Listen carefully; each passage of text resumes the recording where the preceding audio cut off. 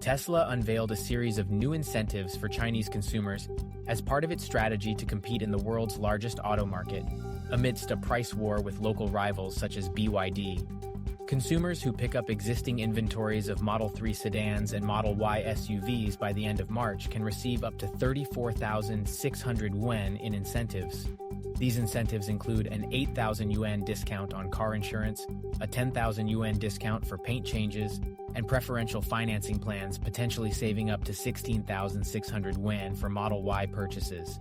This move comes after Tesla reduced prices on some Model 3 and Y cars in January and offered additional cash discounts in February, responding to slowing demand and increasing competition. Meanwhile, BYD, which recently surpassed Tesla as the world's top EV maker, further intensified the competition by lowering prices and offering significant discounts on its new car versions.